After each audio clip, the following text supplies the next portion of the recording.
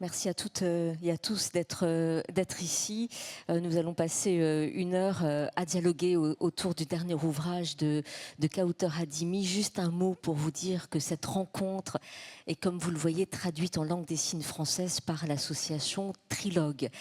Nous allons toutes les trois passer du temps, alors toutes les trois, mais avec une figure comme ça qui va être au-dessus de nous tout du long. C'est cette peintre algérienne Baya qui est au cœur, on va dire, ou en tout cas la colonne vertébrale. C'est comme ça que vous le dites, Kawthar Adimi, de votre dernier ouvrage paru dans la collection Manu au musée des éditions Stock, paru en août dernier. Cette peintre algérienne dont on va aussi essayer de faire le portrait ensemble, voir en quoi elle a été importante pour votre parcours et encore aujourd'hui, en quoi vous avez eu besoin de dialoguer avec elle, qu'est-ce qu'elle vous a apporté à vous dans votre travail d'écrivaine aussi, et peut-être plus largement ce que l'art peut peut-être parfois nous dire et en quoi il peut peut-être nous emmener vers ce qu'on appelle la vraie joie. C'est aussi comme ça que vous le dites, Kawthar Adimi. Pour vous présenter, vous avez publié 5 ouvrages, je crois, en un peu plus de 10 ans. 6 ouvrages. Alors le premier en 2010 et puis celui d'après en 2016. Donc ça fait maintenant quelques années que vous êtes écrivaine. La question de l'écriture et de la littérature est aussi au cœur de ce livre-là. On y reviendra. Anissa Bouayed, vous êtes historienne et vous avez été commissaire de l'exposition consacrée à Baya, justement à l'Institut du monde arabe, où a passé une nuit Kawthar Adimi en 2022. Vous avez d'ailleurs beaucoup dialogué avec Kawthar avant que le livre sorte. Vous êtes au cœur du livre aussi, elle vous cite, et on verra en quoi vous avez aussi apporté un éclairage ou pas, et en quoi peut-être Kawthar Adimi a apporté aussi un éclairage à l'historienne que vous êtes grâce à son regard de femme et d'écrivaine. On va commencer, Kawthar Adimi, quand même par vous et par le livre, parce que cette nuit au musée, à l'Institut du monde arabe en 2022, vient après une autre nuit en 2018 au musée Picasso, une nuit qui avait été ratée, avortée, et pas du tout dans ce que vous attendiez. Normalement, cette nuit au musée aurait dû être là, il y aurait dû avoir un livre après, et vous écrivez quasiment au début que ça n'avait pas été possible à ce moment-là, parce que vous n'étiez pas prête, parce que vous n'étiez pas en condition, et il a fallu 4 ans après, cette nuit à l'Institut du monde arabe, pour réussir à écrire sur Baya, mais là encore, vous ratez d'une certaine manière, parce que vous écrivez sur Baya, mais vous écrivez sur vous. Ce livre devient presque un lieu de récolte de traces, d'archives, et archives matérielles, mais archives aussi de votre propre mémoire.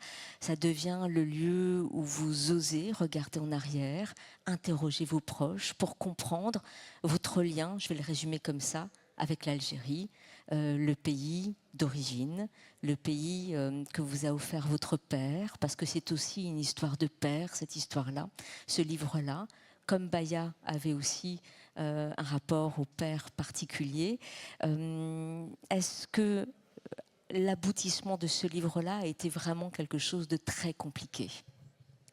Bonsoir. Alors, je crois que l'aboutissement d'un livre est toujours très compliqué.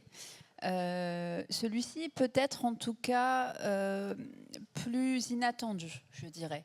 Tout aussi compliqué et plus inattendu. Puisqu'effectivement, je n'ai pas suivi le contrat, entre guillemets, établi avec la directrice de la collection, Alina, qui est quelque part dans la salle. Mais par ailleurs, surtout, inattendu, parce que ce n'est pas ce que j'avais prévu d'écrire du tout. Alors, ça arrive souvent qu'on démarre avec une certaine intention d'écriture et qu'en fait, en cours de chemin, en cours d'écriture, en cours de fabrication du livre, on aille ailleurs. Il n'y a rien de très exceptionnel à cela. Chacun de mes livres a démarré avec une intention et s'est terminé d'une certaine façon, assez différemment de ce que j'avais prévu. Mais là, on était quand même dans quelque chose de radicalement différent, c'est-à-dire que j'ai vraiment écrit 2 livres. J'ai écrit un premier livre sur Baïa, puis j'ai réécrit un deuxième livre qui racontait mon histoire et qui racontait ma rencontre avec Baïa. C'est-à-dire que je suis passée d'un projet où je comptais finalement faire le portrait d'une peintre, Baïa, que j'aimais beaucoup pour plein de raisons dont on pourra discuter. Et c'est comme ça que j'appréhende ce projet. C'est comme ça que je vais passer cette fameuse nuit au musée Picasso en 2018, puis à l'Institut du monde arabe en 2022. Et finalement, ça devient un livre où je raconte l'histoire de ma famille, une espèce de quête aussi du souvenir, d'essayer de retracer les souvenirs des années 90, de ma famille, les miens, et l'histoire d'un retour qui a toujours été un retour en Algérie en 94 assez inexpliqué, sur lesquels, en famille en tout cas, on avait mis très peu de mots ou très peu de vérité. Et cette histoire-là de ma famille, la mienne, des années 90, c'est pas quelque chose que j'avais anticipé en termes d'écriture. C'est quelque chose, j'avais beaucoup tourné autour, tous mes livres, à vrai dire, en parlent un petit peu. Et ça a toujours été quelque part ici. Mais j'avais pas prévu que petit à petit, Baïa serait un personnage en filigrane et que le personnage principal serait ma propre personne. Vous dites que vous citez Michaud en disant que quand on écrit, on se parcourt. Vous parcourez de la même manière que vous parcourez l'œuvre de Baïa et son histoire aussi. Parce qu'il y a dans ce livre-là, nous à vous lire, des choses qui font écho, 50 ans de différence. Mais on a le sentiment, et là je vous regarde Anissa parce qu'on s'en est parlé toutes les deux, on a échangé avant qu'on vienne là, on a le sentiment qu'il y a aussi une rencontre entre 2 solitudes, entre 2 personnes qui se sont peut-être cherchées, qui ont été entre 2 cultures, parce que c'est votre cas à toutes les 2 aussi, alors pour des histoires différentes, mais qui ont, peut-être que vous avez réussi à dialoguer avec quelqu'un à travers sa peinture, Anissa, sur justement votre lecture de ce travail-là et de 2 solitudes qui se rencontrent. Oui, merci de votre invitation d'abord. Et je pense que moi j'ai été très étonnée évidemment de la façon dont Kauter a tissé le récit de sa propre histoire et l'œuvre de Baïa. Et finalement, je me suis dit que ce qui était important, c'est que Baïa a agi comme une révélation. Et une révélation, ça va au-delà de la découverte de l'œuvre elle-même. Et je pense que c'est finalement une des forces aussi de l'œuvre de Baïa, c'est d'être une œuvre ouverte et accueillante, et qui peut accueillir non seulement des récits, mais la douleur que beaucoup en Algérie ont traversé à différentes périodes. La période dans laquelle Baïa a vécu, qui était la période coloniale, et après, quand il y a eu cette fameuse décennie noire que Kauter appelle la longue nuit, et la métaphore est assez parlante. Donc, je pense qu'il y a cette capacité dans l'œuvre de Baïa, parce qu'elle-même s'est construite dans un sentiment et des situations d'arrachement successifs. Et là, je retrouve aussi quelque chose, Kauter, je ne voudrais pas parler en votre place, mais c'est comme ça que j'ai ressenti aussi ce que vous dites dans le livre, ces allers-retours, ces arrachements, parce qu'il y a aussi un arrachement, il n'y a pas simplement bouger. Il y a s'arracher à ses amis, s'arracher à son école, à la langue que l'on parle pour une autre. Et Baïa a connu ça dans son enfance, puisqu'elle a vécu, à cause de deuils successifs, une série d'arrachements dans les lieux par lesquels elle est passée, les personnes qui ont été ces personnes de référence, dont certaines ont été très négatives à son égard et violentes. Et c'est quelqu'un qui a réussi à se construire et à faire ce que j'appelle moi un parcours d'individuation, par la douleur aussi, par le deuil, mais qui a réussi à surmonter, on veut dire, tout ça au prix, me semble-t-il, aussi d'une certaine solitude. Je vais vous faire réagir là-dessus, mais effectivement, cette notion d'arrachement que je lis chez toutes les 2, effectivement, où finalement les adultes ou les autres décident un peu pour les enfants et pour leur bien, soi-disant, et on compose avec ça. Vous êtes arraché finalement de Grenoble, où vous vous êtes fait des amis, vous avez découvert une langue, le français. Joséphine, votre amie, va rester là. D'ailleurs, il y a une correspondance entre elles, qui est du côté du pays où on est en maillot de bain, on se fait bronzer, et vous êtes plutôt du côté du gris, puisque quand vous retournez en Algérie, eh ben, c'est des années sombres, c'est des années dures. Vous en parlez. De la même manière, Baya va être, pour son bien aussi, arrachée à sa famille, aller chez Marguerite qui va s'occuper d'elle. La semaine, elle va parler français, et le week-end, elle va parler arabe. Il y a ces allers-retours comme ça, et ces masques qu'on met. Vous mettez ce mot masque, ce masque qu'elle met quand elle revient en semaine pour ne pas dire ce qu'elle a vécu. Et j'ai le sentiment que vous ressentez la même chose, que vous vivez à peu près la même chose avec ce masque qu'on met et ce désir peut-être d'être ailleurs.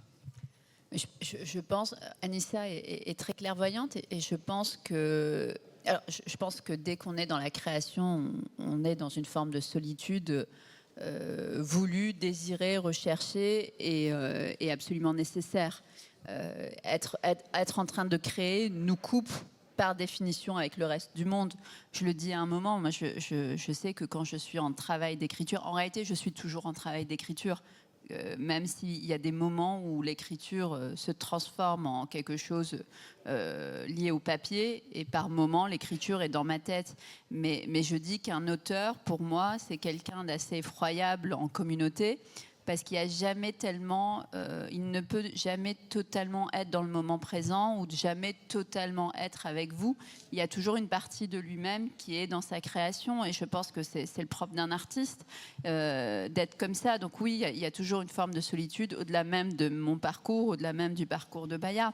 Après, effectivement, la notion de masque, de devoir en tout cas se transformer en permanence, moi c'est quelque chose que j'ai beaucoup eu à faire, que ce soit en arrivant à Grenoble, puisqu'il y a un premier arrachement qui est quand même celui d'Alger pour la France, celui de la langue arabe pour la langue française, puis celui de la langue française à la langue arabe.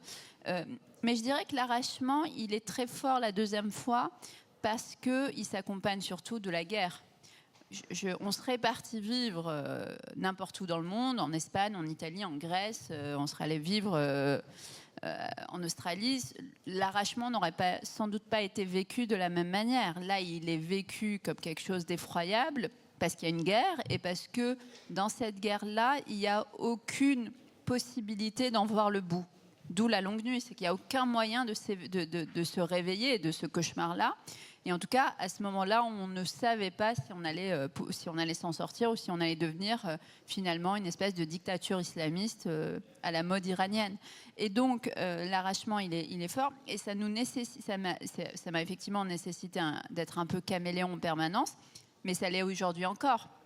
Même aujourd'hui, à ce moment précis, d'être finalement toujours en train de devoir composer entre une pluralité de personnalités, d'identités, et un espèce et quelque chose d'assez compliqué à expliquer. C'est le cas d'ailleurs. Baya, la réception de Baya lors de sa première exposition en France, elle est kabyle, elle est berbère, elle est arabe, elle a 12 ans, 13 ans, 15 ans, 16 ans, 20 ans, 18 ans. En fait, ce qu'il y a avec Baya, et ce que moi j'ai pu vivre assez souvent, c'est qu'il y a un côté très inclassable.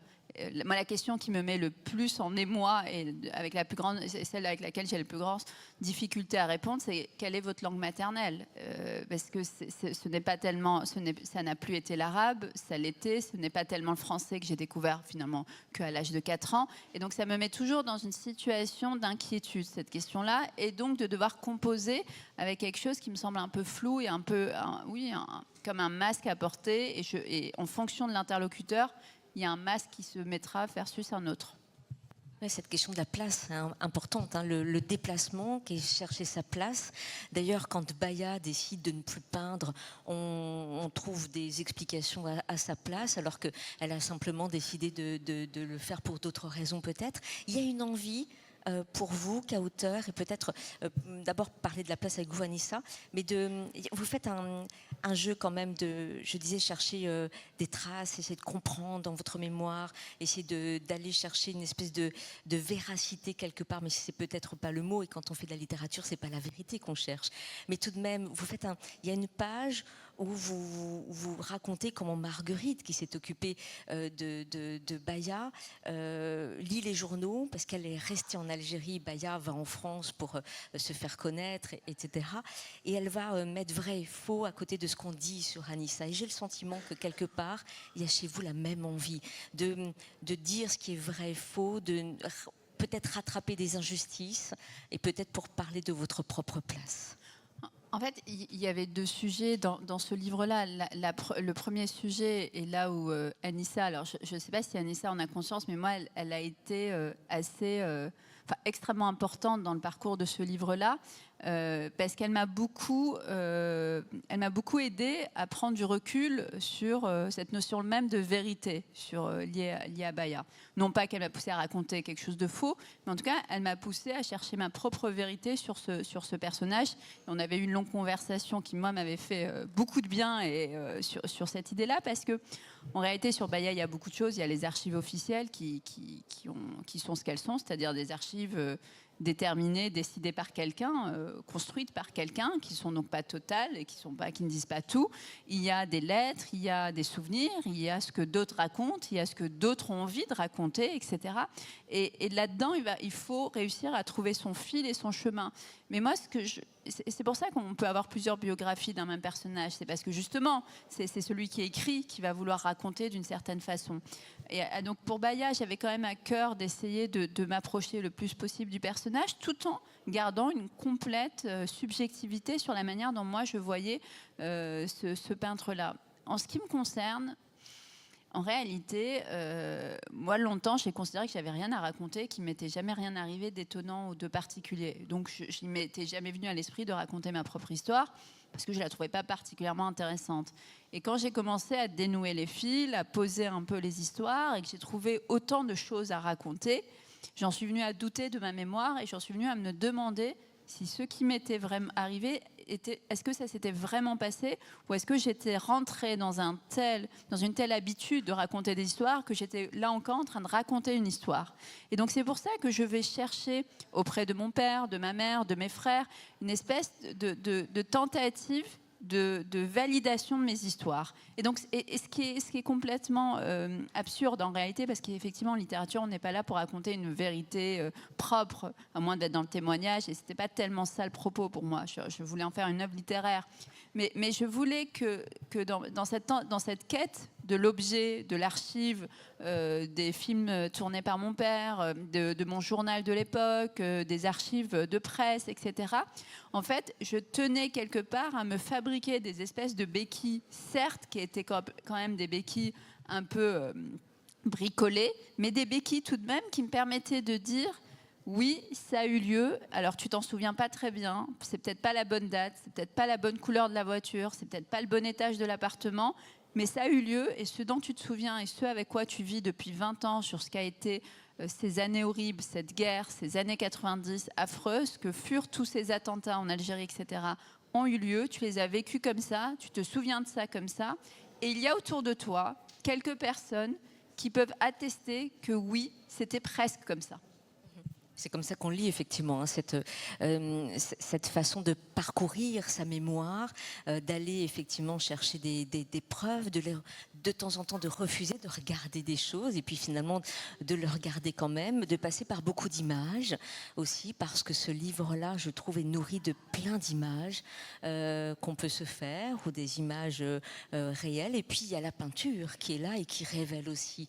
En quoi l'art, Anissa, et en quoi la peinture, et précisément de Baya, peut être un révélateur de quelque chose. Et on viendra aussi à comment aussi c'est Baya qui vous emmène vers la couleur, vous sortir de la nuit à 20 ans, quand vous découvrez dans un musée à Alger ces peintures, grâce notamment à des gardiens du musée qui vous ouvrent les portes, et comment finalement à ce moment-là vous vous autorisez, si je peux le dire comme ça, la vraie joie plutôt que la joie ennemie. En quoi la peinture de Baya peut révéler tout ce qu'on vient de se dire, Anissa?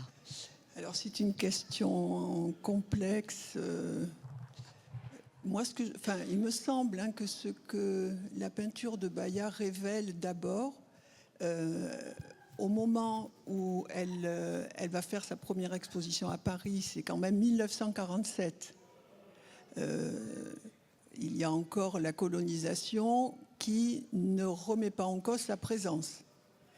Même s'il y a eu un événement terrible qui est le 8 mai 1945, alors qui n'a pas du tout la même résonance en Algérie que dans le reste de l'Europe libérée, puisque c'est le jour de manifestations nationalistes en Algérie et que ces manifestations vont être réprimées dans le sang pendant des semaines après le 8 mai 1945. Donc c'est un moment où il y a qui arrive après une très grande répression qui a quand même traumatisé la société algérienne.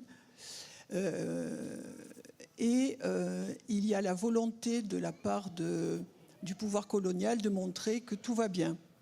Donc il y a ça qui va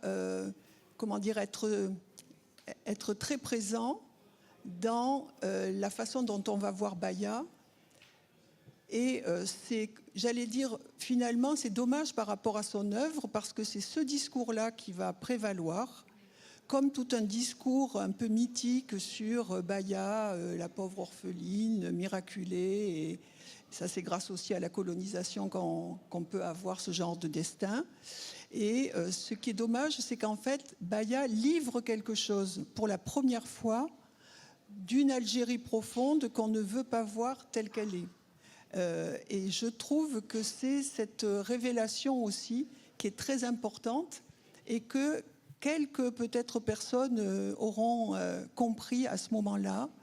Mais je pense que sur la durée, en tout cas, ce qui nous reste, nous, de l'œuvre de Baya, c'est vraiment, parmi les dimensions de ce que l'art peut apporter, c'est cela, c'est-à-dire Baya, cette jeune fille qui n'est jamais allée à l'école, qui n'est évidemment du coup n'a pas fait les beaux-arts et tout cela, qui a eu une éducation par sa mère adoptive à l'art, mais quand elle avait 14 ou 15 ans, eh bien, elle va apporter quelque chose de cette Algérie qu'on ne voit pas et qui n'est pas l'Algérie coloniale, qui est une Algérie profonde, nourrie à la fois d'une culture matérielle extraordinaire qui est à la fois la culture berbère et plus largement la culture algérienne, qui peut passer par les poteries, par les céramiques, par les tissages, qui passe par les bijoux, les tenues, et tout ça on le retrouve quelque part dans l'œuvre de Baya,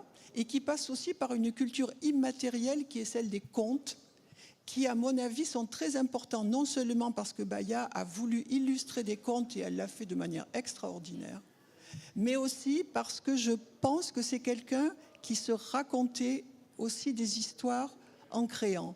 D'ailleurs, un des derniers films qui est fait sur elle, de Hassan Bouabdella, dont on avait montré malheureusement pas des images à Lima parce qu'il n'y avait pas les conditions pour le montrer, mais à l'exposition de Marseille à la Vieille Charité, on voit bien, elle peint sur une vitre et elle peint en se racontant l'histoire d'une grand-mère d'ailleurs et d'une petite fille.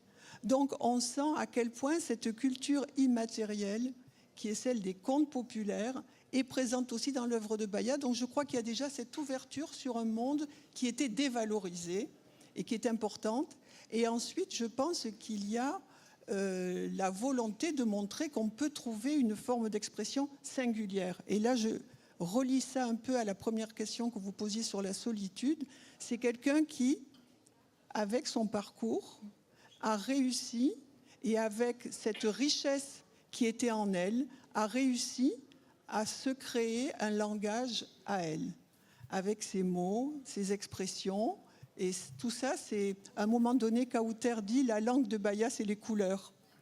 Je ne me souviens plus exactement du passage. C'est un très, très beau passage qui arrive à peu près à la moitié du livre, dans lequel on voit bien que c'est une expression personnelle nourrie de cette culture algérienne. Ce que vous faites aussi toutes les deux en vous écoutant, c'est réhabiliter justement ce qu'était Maya et ce qu'elle voulait, cette jeune fille qui n'a, moi à vous lire aussi, et puis je découvre Baya en lisant aussi votre travail, Kauter Hadimi, je découvre une façon politique de parler de Baya, que ce soit par l'Algérie, ou que ce soit par la France. Vous le disiez, et quand elle vous cite, quand Kawther Haddimi vous cite ou cite un extrait de votre catalogue dans son livre, c'est pour dire ça aussi. C'est que finalement, et vous l'écrivez, une jeune Algérienne incontestablement douée, mais jamais nommée comme telle, est celui d'une volonté politique de faire comme si l'Algérie heureuse était une réalité pour toutes les communautés, alors que les plaies du 8 mai 1945, ce que vous venez de dire, et de l'immense répression qui s'en suivit ne sont pas refermées. C'est aussi le cœur de votre histoire, 50 ans après, alors que votre mère veut absolument que vous soyez heureux, joyeux, vous les enfants, alors que tout va mal, alors que tout est inquiété. C'est aussi ça que je lis, cette tristesse finalement dans laquelle peut être Baya, alors qu'elle est simplement peintre et qu'on l'utilise pour des raisons qui sont des raisons politiques. Oui, alors j'ai envie de vous dire, rien n'a changé. Quand un artiste algérien, aujourd'hui encore, s'exprime, il est reçu en France en tant qu'artiste algérien, pas en tant qu'artiste tout court. Et c'est toujours assez fascinant d'ailleurs de voir comment on est questionné versus comment sont questionnés des auteurs européens. Moi, la question qu'on me pose souvent, c'est « mais est-ce que vous allez toujours écrire sur l'Algérie ?» J'ai regardé, on ne pose jamais cette question, par exemple, à un auteur anglais, un britannique. On ne lui demandera jamais « est-ce que vous allez toujours écrire sur l'Angleterre ?» On ne demande pas ça à un auteur américain, on ne demande même pas ça à un auteur français, mais on va toujours questionner. Donc évidemment que la réception, et je dis algérien, mais c'est évidemment valable pour tout le monde, mais alors entre l'Algérie et la France, il y a un tel sujet que évidemment que la réception d'un artiste algérien est toujours un peu politique et elle est toujours teintée de quelque chose de l'ordre de l'histoire, de la grande histoire. Baya, c'est évidemment, elle arrive Anissa l'a très bien expliqué, après les massacres de Sétif de 1945, qui sont des massacres, il faut le redire, qui sont complètement étouffés. Après plusieurs semaines, un émissaire envoyé de l'Assemblée nationale est envoyé en Algérie pour enquêter. On ne le laisse pas enquêter. Il arrive à Alger, on ne le laisse pas aller dans l'Est. Et puis il finit par réussir à arriver, on ne le laisse pas interroger. Il y a eu des milliers de personnes massacrées, tuées, pas seulement par la police, par des colons aussi. C'est une histoire tragique de la guerre d'Algérie, que les massacres de 1945. Et qui vont être aussi un des déclencheurs ensuite de 1954. Et donc arrive Baya, c'est une jeune femme. D'abord c'est une femme, ce n'est pas un homme. Donc on a envie aussi de valoriser que regardez, il y a une petite indigène, elle est peintre. Vous voyez bien qu'en Algérie, quand on veut, on peut.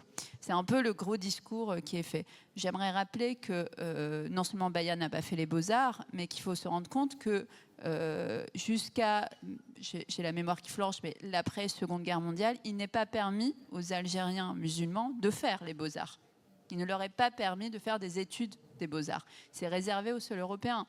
C'est-à-dire que tous les artistes algériens de la colonisation, s'ils deviennent peintres reconnus, c'est toujours par un accident de parcours. C'est par une rencontre qui est faite. Baya n'en est pas une exception.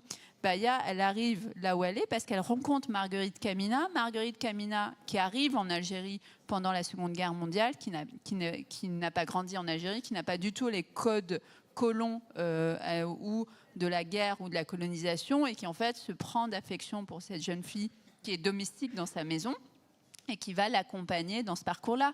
Baya est une exception absolue à tous les niveaux. Elle n'est pas une représentation de l'Algérie. Elle est simplement une exception. Et c'est la seule exception. Je ne connais pas d'autre exception de femmes musulmanes de cette époque qui réussit par son art à exister de la façon dont Baya existe. Elle y arrive parce qu'elle rencontre Marguerite, elle y arrive parce qu'elle rencontre Périssac aussi sur son chemin, qui va jouer le trait d'union avec Max. Elle va réussir parce que Max est à Alger, c'est-à-dire qu'il y a un concours de circonstances et de rencontres qui font que Baya va exister. Mais malgré tout ça, lorsqu'elle expose à Paris, et Macht, il en fait mais des tonnes, c'est-à-dire que lui, vraiment, tout son enjeu, c'est de vendre, et c'est un marchand d'art, quoi. Donc il veut vendre, et donc il va dire partout, effectivement, il y a une petite indigène, elle fait de la sculpture, elle fait de la peinture, et lui, ça lui est égal, hein, ce qu'on va raconter sur Baya. Il n'est pas là pour vérifier ou pour... Non, il ne se pose pas ce genre de questions. Il est là pour faire en sorte que ce soit un succès. Il va inviter la terre entière. Il faut imaginer qu'on est en 47, on a Breton, on a Dior qui s'intéresse à cette jeune femme, on a Camus qui passe, on a absolument tout Paris est là pour Baya. J'aimerais qu'on parle justement de Camus, parce qu'il... Vous ne le citez pas tant que ça, mais je le trouve très important. Est-ce que Je cite rarement Camus. Oui, mais ce que vous dites sur lui me paraît presque peut-être le cœur de ce que vous avez questionné. Quand elle est à Paris, vous racontez que tout le monde est là. Alors on a demandé à Camus un peu de surveiller, de veiller sur Baya. Vous nous l'expliquerez un peu plus précisément après. Il l'aperçoit, écrivez-vous, toute frêle dans sa robe blanche, une enfant de 15 ans au milieu d'une foule qui rit, se gausse, s'agite, bruisse, chuchote, s'exclame, s'interpelle, se presse. Et sans doute, et c'est ça qui est important, comme Baya, il se sent étranger à tout cela. Il a l'habitude, lui aussi, de composer avec le fracas du monde. Et c'est ce composer avec le fracas du monde qui m'intéresse. Parce que est-ce pas aussi ce que vous questionnez ? Oui, et aussi, la réalité, c'est que Camus aussi est une exception en réalité dans ce monde parisien. Moi, j'avais beaucoup travaillé, non pas tellement sur Camus, mais sur Charlot, qui a été son premier éditeur dans mon troisième livre. Et Charlot, Camus sont des exceptions, non pas en Algérie, où ils sont européens, mais c'est des exceptions en France, où ils sont considérés comme des Français d'Algérie, très éloignés du monde de Saint-Germain, de l'édition, de la littérature, etc. Et leur réussite à chacun d'entre eux, que ce soit Charlot ou Camus, elle est exceptionnelle en ce sens, dans sa propre réception. Et Camus qui arrive, moi je ne peux qu'imaginer, mais il écrit, après il écrit une lettre qui était exposée à l'Institut du monde arabe, il écrit donc au juge de tutelle de Baya, il écrit une lettre où il dit Baya était la princesse au milieu des barbares. Alors je n'ai plus en tête la formule exacte dans laquelle il introduit cela, mais il dit dans cette foule grise et ennuyeuse à Paris, Baya était la princesse au milieu des barbares. Camus, je crois, assez sincèrement, quand on lit la lettre, je pense qu'il a tout à fait conscience de ce qui se joue pour Baya et de la façon dont Baya va être réceptionné, parce que je pense que lui-même a vécu d'une certaine façon, alors ce n'est pas un si grand écart que celui de Baya, qui vit, mais il vit quand même quelque chose, parce que socialement, il est élevé, il s'élève socialement, parce qu'il arrive d'une contrée qui est complètement fantasmée en Europe, il vient d'un milieu extrêmement pauvre, etc. Et donc, quand il voit Baya et quand il voit comment elle est entourée, puis il faut se rendre compte, elle est dans sa propre exposition, il y a ses œuvres accrochées, les journalistes se moquent d'elle, il lui pose des tas de questions, elle n'a pas tellement envie de répondre, mais elle a voyagé pour la première fois de sa vie en Europe, elle est domestique dans une maison française, elle n'est même pas majeure, n'importe qui serait complètement démuni dans une telle situation. Or, les journalistes sont un peu... Enfin, ils la cherchent, ils sont un peu méchants, ils la titillent, ils l'embêtent, etc. Il y a un monde fou. Et elle est là au milieu de sa propre exposition. Et en fait, en réalité, comme souvent, c'est le cas aujourd'hui encore, dans ce genre de moments, en fait, c'est des moments très bourgeois. Et ce sont des moments, en réalité, où on est là pour être vu et pas tellement pour l'amour de l'art. Et donc, Camus arrive là-dedans. Et je trouvais cette lettre magnifique dans ce qu'elle révèle de la perspicacité de Camus sur une situation qui en fait de facto quelqu'un de plus proche de Baya que des autres. Avec peut-être la distance qu'il avait pris à l'époque, est-ce que aussi votre façon de raconter votre propre histoire est aussi une histoire de distance, Kawthar Hadimi, de distance temporelle et de distance géographique? Forcément, parce que s'il n'y avait pas eu besoin de distance, le livre aurait été écrit en 2018. Il n'aurait pas fallu une deuxième nuit au musée. En 2018, je ne pouvais pas l'écrire. Il est inconcevable que ce livre ait pu paraître à ce moment-là. Il fallait beaucoup de distance sur les années 90 et ça a pris le temps qu'il fallait.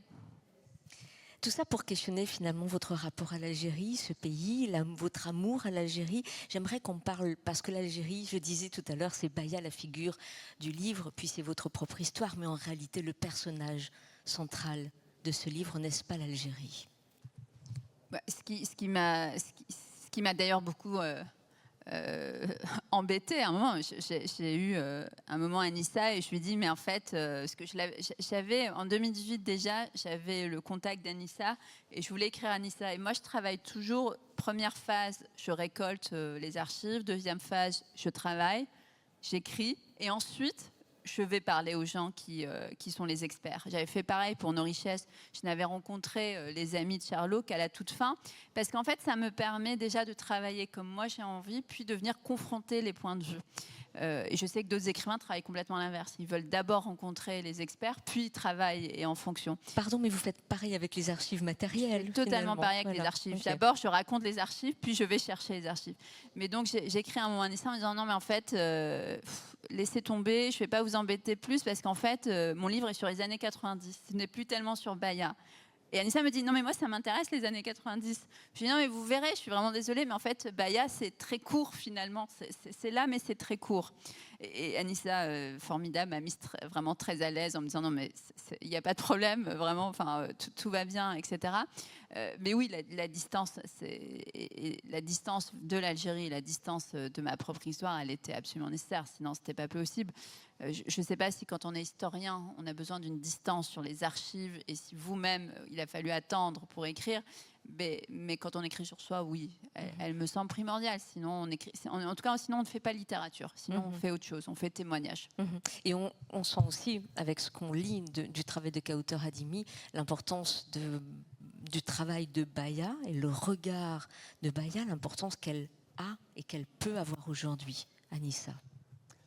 Oui, moi, il me semble qu'il y a une redécouverte, en fait, de Baya par des générations différentes, plus jeunes, la génération de Kawther.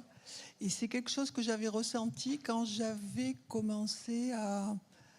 Alors, j'avais publié un article dans une revue de l'Université de Constantine, c'est-à-dire quelque chose que, à part les enseignants de l'université de Constantine qui avaient fait une journée sur les femmes pionnières en sociologie et en histoire avaient publié, mais ce n'est pas quelque chose qui est vraiment très grand public. Mais il se trouve que ça avait été mis sur Internet, pas par moi, hein, parce que moi, en général, je ne mets rien. Et j'avais eu un nombre... les gens avaient trouvé mon mail, j'avais eu un nombre de questionnements de personnes, étudiants ou autres, qui m'écrivaient, ou de personnes qui voulaient écrire, par exemple, sur l'art des autodidactes. Donc, pour eux, Baya, c'était vraiment du pain béni. Et j'ai ressenti à ce moment-là que quelque chose changeait et qu'il y avait, moi, ce que j'appelle presque un horizon d'attente. On attendait de trouver quelque chose... sur Baya d'un peu différent.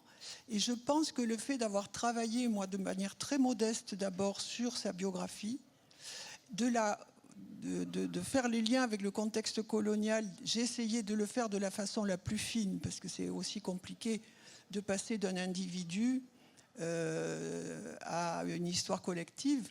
Je pense que tout ça fait que y a quelque chose qui était prêt à être écouté, perçu, et je pense aussi que le succès du livre, que je comprends aussi par rapport à tous les gens qui m'écrivent aussi, en me citant le livre, je me dis il y a quelque chose qui a changé dans ce regard que l'on peut porter sur une artiste, sur son œuvre, sur le fait que c'est une femme, bien sûr, et que... les gens se demandent aussi pourquoi elle est restée invisible si longtemps. Donc, je crois que tout ça fait qu'aujourd'hui, il y a des questionnements tout à fait différents, nouveaux, qui sont très légitimes, comme ceux d'avant, peut-être même plus, parce que quand on lit, par exemple, ce que disait Kawther, ce qui avait été écrit au moment de l'exposition de 1947, c'était tout sauf l'œuvre de Baya et sauf Baya finalement. C'était une légende que l'on voulait continuer à se raconter. Donc aujourd'hui, je trouve qu'il y a des attentes qui me semblent très très légitimes sur être artiste en situation coloniale, être une femme artiste, même après l'indépendance, mais dans un pays où rien n'est facile, sur le plan à la fois moral et même économique. Il y a des moments où Baya dit qu'elle n'avait pas de papier pour peindre, tout simplement. Et s'il n'y avait pas eu quelques personnes de référence, comme Jean de Maisonseul ou d'autres, elle n'aurait peut-être pas eu la force et les moyens de reprendre et de persévérer dans ce qu'elle faisait. Donc voilà, je pense qu'aujourd'hui, il y a tout un regard qui renouvelle, et je pense qu'il va y avoir des jeunes historiennes de l'art qui vont aussi se lancer dans une étude plus, je pense, fine de son œuvre. Moi, j'aimerais quand même saluer le travail d'Anissa et des historiens, parce qu'il faut quand même se rendre compte que sur Baya, il n'y a pas grand-chose. Hein. C'est-à-dire, avant Anissa, il n'y a pas grand-chose. Après Anissa, il n'y a pas grand-chose non plus qui a été vraiment produit. Et en fait, quand on est écrivain et qu'on veut travailler sur un personnage comme ça, sur une personne qui n'est plus, sur des archives qui existent certes, mais qui ne sont des archives brutes. En fait, les archives d'Aix-en-Provence, c'est des lettres, c'est des archives de presse, etc. On reconstitue. Mais d'avoir le travail d'un historien, d'une historienne, d'un sociologue aussi, ça permet vraiment en tant qu'écrivain, ça permet vraiment de mettre de la chair, en fait, de mettre du contexte, de pouvoir réfléchir avec quelqu'un. Moi, sur Charlot, je n'aurais pas pu faire ce travail-là, ce livre-là, sans le travail de Guy Decazes qui à Montpellier, qui à Toulouse ou Montpellier, c'est bon, j'y étais bien, qui à Montpellier avait fait un énorme travail déjà d'archives, qui avait fait un énorme travail aussi de texte autour de Charlot. Et là, c'est pareil, c'est-à-dire Baya a donné 2 interviews dans sa vie, hein, donc on ne va pas très loin avec les interviews de Baya. Mais il y a les textes, il y a tout le travail d'Anissa, il y a les textes aussi de quelques personnes comme Assia Djebar ou comme d'autres qui viennent accompagner. Mais en fait, ça, c'est de l'or pour un écrivain. Ça permet vraiment de pouvoir s'appuyer sur quelque chose quand on travaille. Et je tiens vraiment à saluer le travail d'Anissa, parce qu'en fait, je pense qu'on a été aussi dans la solitude du chercheur, d'un personnage qui en fait est pas si connu, qui est plus connu aujourd'hui, mais qui longtemps n'a pas du tout été connu, a été en fait l'une des premières, si ce n'est la première, à travailler sur elle. Et puis, à qui on ne s'est plus intéressé à la fin parce qu'elle était moins exotique, si je peux le dire aussi comme ça. Parce qu'elle s'était mariée aussi, et qu'elle a eu des enfants, et qu'on a considéré qu'à partir de là, elle était moins intéressante. Je voudrais qu'on finisse tout de même avec votre première rencontre, alors que vous avez 20 ans. Vous avez traversé des années de peur, des années où le sang était le quotidien, où le français devenait clandestin aussi, parce que c'est l'arabe que votre père voulait que vous parliez, où l'écriture commence à venir, parce que faute de livres, on écrit le livre qu'on aura envie de lire. Et tout ce gris-là va être enlevé grâce à la rencontre. Vous parlez même de tomber amoureuse de Baya et de ses peintures, de ses couleurs, le bleu que vous portez, le rose aussi, je vois votre sac est rose. Finalement, ces couleurs qui ont été absolument, qui vous ont autorisé à aussi vous autoriser la joie, ce que je disais, autoriser à partir et certainement aussi à devenir l'écrivain que vous êtes. Finalement, Baya a été votre autorisation. En fait, je découvre Baya très tard, en tout cas à 20 ans, parce que effectivement, avec des amis, on se retrouve au musée des Beaux-Arts d'Alger, qui est un musée extraordinaire, très beau, il domine, enfin, il est face à la mer, et puis il domine le jardin d'essai. Et on arrive, c'est la fin des années 90, début des années 2000, donc on est vraiment dans un moment un peu étrange en Algérie, où on sait que c'est fini, que la guerre est finie, mais on n'est pas totalement sûr que c'est complètement fini. D'ailleurs, il y aura encore un ou 2 grands attentats ensuite, puis ce sera vraiment fini. Mais on est dans cette espèce de fin de guerre un peu étrange, où on commence à ressortir, à retrouver une vie un peu normale. Et on va au musée des Beaux-Arts d'Alger, donc pour la première fois, parce qu'il faut se rendre compte de ce que furent ces années-là, des années vraiment d'enfermement intellectuel, culturel. Moi, je ne suis pas allée au cinéma, je ne suis pas allée au théâtre, je suis allée nulle part pendant les années 90. Et c'est vraiment à 20 ans qu'on s'est remis à sortir dans la rue sans avoir peur. Et donc, on va au musée des Beaux-Arts. et il n'y a personne. Parce que les musées rouvrent, parce qu'en fait, longtemps, les lieux de culture étaient très visés par les attentats. Donc les musées, certains ont fermé, certains sont restés ouverts, mais ils vivotaient totalement. Et donc là, on revient et les gardiens sont extrêmement heureux de ce retour du public. Puis nous, on a 20 ans, ils sont contents, on est jeunes, etc. Et donc, il se met un espèce de branle-bas de combat dans le musée où on veut tout nous montrer. Donc on va chercher des œuvres, on court chercher des œuvres. Un gardien qui crie sur un autre, mais enlève les draps, découvre les œuvres, montre-leur les tableaux. Et puis comme ça, parce qu'on a l'air un peu, je pense, un peu sympa, parce qu'on est, on est bien poli, on est aimable, ils nous disent, mais attendez, on va vous emmener dans la salle des chercheurs. Normalement, vous n'avez pas le droit de rentrer là-dedans, parce que c'est que pour les chercheurs, mais on va vous le montrer, puis vous allez voir, il y a des tableaux là-bas.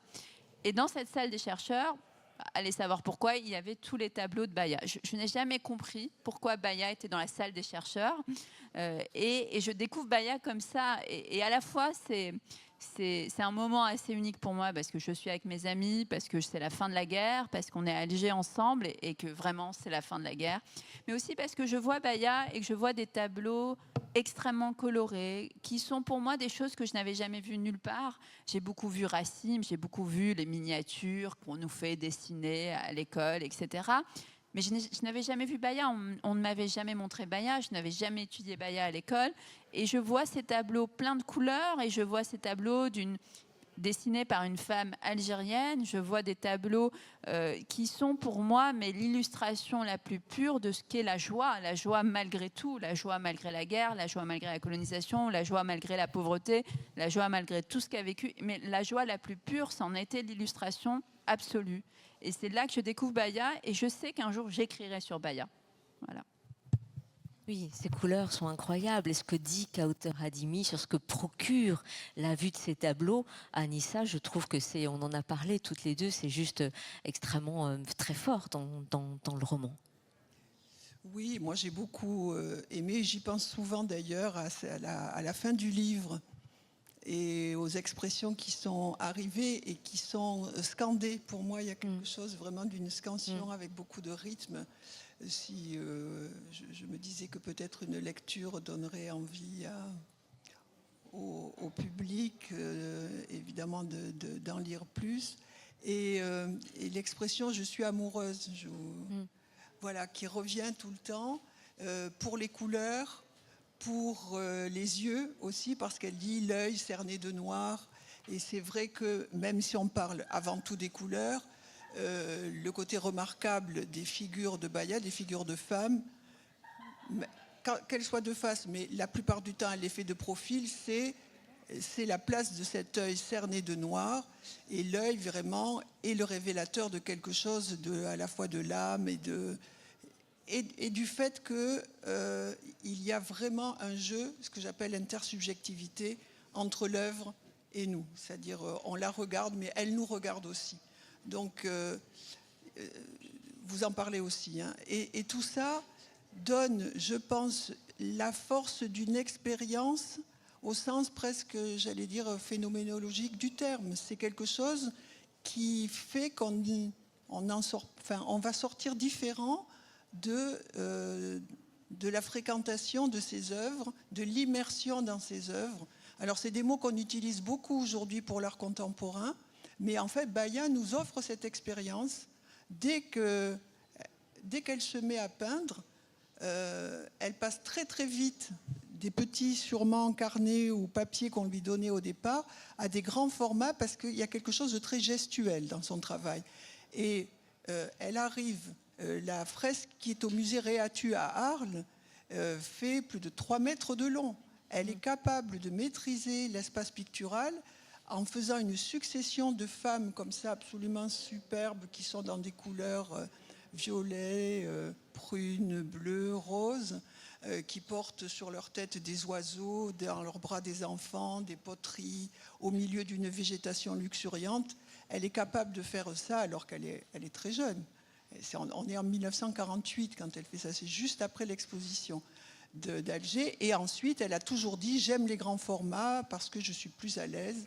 Donc c'est un peu le contraire de la miniature aussi quelque part, même si elle utilise beaucoup de symétrie, que sans doute elle a vu dans les miniatures ou dans l'art arabo-musulman. C'est évident, mais elle détourne les symétries, elle en fait des fausses symétries, et elle fait quelque chose de très joyeux qui, je pense, touche particulièrement les gens. L'expérience que j'ai, par exemple, de l'exposition de Marseille, qui a duré plus longtemps, elle a été prolongée pendant 2 mois. Quand je faisais visiter l'expo à des petits groupes d'étudiants, par exemple, les femmes, et en particulier les femmes algériennes qui étaient dans la salle, venaient m'embrasser, me tomber dans les bras en me disant « mais c'est vous qui avez fait ça », en me remerciant. Et j'ai fait d'autres expositions, mais c'est la première fois que je vivais cette expérience aussi. Donc je pense qu'il y a quelque chose vraiment de l'expérience avec la totalité de nos sens et de notre intellect qui sont en jeu quand on décide de regarder l'œuvre de Baya, parce qu'on peut aussi décider de ne pas la regarder, puisqu'il y avait tout un discours sur Baya, en particulier très masculin, dans la presse, quand elle a repris la peinture après l'indépendance, disant « Baya, c'est que de la décoration ». Quand est-ce qu'elle se met vraiment à peindre? Voilà, c'est de l'ornement, c'est de la décoration. Quand est-ce qu'elle se met à peindre? Et là, peut-être on regardera, parce qu'elle a vraiment le sens des couleurs, mais on attend qu'elle peigne. Donc il faut vraiment décider de rentrer dans son univers. Alors on va finir sur l'expérience, justement, parce qu'on a un petit peu dépassé. Il y a une histoire de corps, parce que, juste pour finir sur ça, sur l'expérience, c'est très corporel quand vous découvrez Baya. Vous dites que vous inspirez l'air, hein, et il y a quelque chose qui se passe physiquement. Vous venez de parler de la façon dont elle avait de peindre, qui est quelque chose aussi qu'on imagine de très corporel, mais vous le dites aussi sur l'écriture. Vous dites que écrire, ça passe aussi d'abord par le corps. Et c'est une histoire, ce livre-là, du début jusqu'à la fin. On l'a dit, de trouver sa place. Donc, qui trouve sa place, c'est aussi le corps, comment il se situe, comment on est vis-à-vis des autres. C'est tout ça que vous questionnez. Il y a aussi comment votre corps dit des choses depuis très très longtemps. C'est aussi ça que vous racontez dans ce livre-là. Est-ce qu'il y a une question ou une remarque avant qu'on laisse Kawther Hadimi dédicacer son livre à l'issue de cette rencontre? Peut-être, oui. Si je peux me permettre, à l'issue de l'exposition, il y a un très beau catalogue qui a été fait, qui a été réimprimé. Moi, je tiens à le dire, parce qu'il est magnifique. Je pense que c'est un des plus beaux catalogues que j'ai vu d'exposition. Il y a les textes d'Anissa et il y a les tableaux de Baya. Et c'est un magnifique objet, vraiment. C'est à retrouver en librairie et c'est sublime. Et ben voilà, donc du coup, ça fera le mot de la fin. Kawther Hadimi, La joie ennemie, aux éditions Stock, dans la collection Ma nuit au musée. Merci beaucoup à toutes les deux. Merci.